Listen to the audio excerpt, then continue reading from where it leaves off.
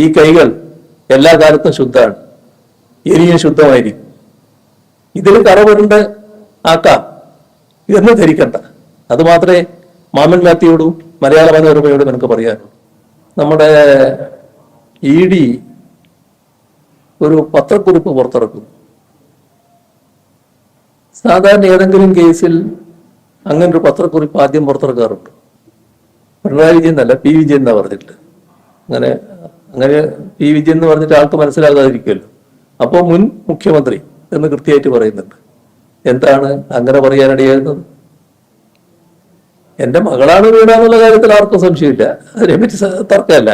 പക്ഷെ എന്തിനാണ് എൻ്റെ പേര് ഈ സ്ഥാനപ്പേരടക്കം വെച്ചുകൊണ്ട് അതിൽ പറഞ്ഞത്? എന്താണ് അങ്ങനെ ഒരു വിചിത്രമായ നിലപാട് ഉണ്ടാകാൻ കാരണം?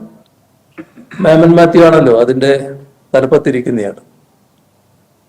മാമൻ മാത്യുവിന് മലയാള മനോരമയിൽ നിയന്ത്രണമില്ല എന്നൊന്നും ആർക്കും പറയാൻ കഴിയില്ല.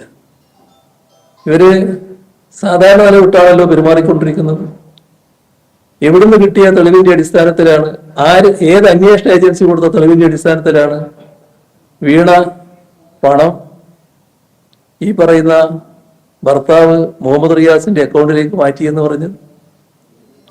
ഏത് തെളിവിന്റെ അടിസ്ഥാനത്തിലാണ് റിയാസ് പണം ഹവാലിയായിട്ട് ഉപയോഗിച്ചിരുന്നോ, അങ്ങോട്ട് അയച്ചിരുന്നോ, അതൊക്കെ റിപ്പോർട്ട് ചെയ്തു? എങ്ങനെയാണ് നമ്മുടെ കേരളത്തിലെ പ്രധാനപ്പെട്ട മാധ്യമങ്ങളിൽ ഒന്നായ മാമൻ മാത്യു നേതൃത്വം കൊടുക്കുന്ന മലയാള മനോരമക്ക് ഇത്തരത്തിൽ ഒരു ശരിയല്ലാത്ത വാർത്ത കൊടുക്കാൻ കഴിഞ്ഞത്? അവർ സൃഷ്ടിക്കല്ലേ വാർത്ത? അങ്ങനെ വാർത്തകൾ സൃഷ്ടിക്കലാണോ നമ്മുടെ മാധ്യമങ്ങൾ ചെയ്യേണ്ടത്? പിണറായി വിജയനെതിരെയായാൽ എന്തും ചെയ്യാം, എന്തും സൃഷ്ടിക്കാം എന്നതാണോ അംഗീകരിക്കേണ്ട രീതി? എത്ര കാലമായി ഇങ്ങനെ തുടങ്ങിയിട്ട്?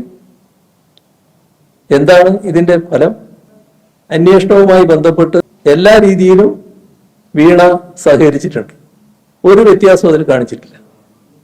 അത് ഏത് അന്വേഷണത്തോടും സാധാരണഗതിയിൽ നമുക്ക് സ്വീകരിക്കേണ്ട നിലപാടാണ്. ഇനിയും വിവരങ്ങൾ എന്തെങ്കിലും വേണമെങ്കിൽ ആ വിവരങ്ങൾ നൽകുന്നതിനും വീണയുടെ ഭാഗത്ത് നിന്ന് യാതൊരു മടിയും ഉണ്ടാവില്ല.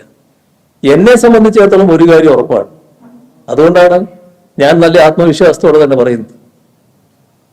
അത് മാമൻ മാത്യു മനസ്സിലാക്കുന്ന നല്ലതാണ്. അതുകൊണ്ടാണ് മാമൻ മാത്യുവിന്റെ പേര് ഞാൻ പറയുന്നത്. മാമൻ മാത്യു എൻ്റെ അടുത്ത സുഹൃത്താണ്, അല്ലാത്തതുകൊണ്ടല്ല. അയാളും കാര്യങ്ങൾ മനസ്സിലാക്കണമല്ലോ. എനിക്ക് പൂർണ്ണമായ വിശ്വാസം, അത് പൂർണ്ണ ബോധ്യം, ഞാനോ എൻ്റെ മകളോ എൻ്റെ കുടുംബാംഗങ്ങളിൽ ആരെങ്കിലും ഒരു ഹവാല ഏർപ്പാടിന് നിന്നിട്ടില്ല.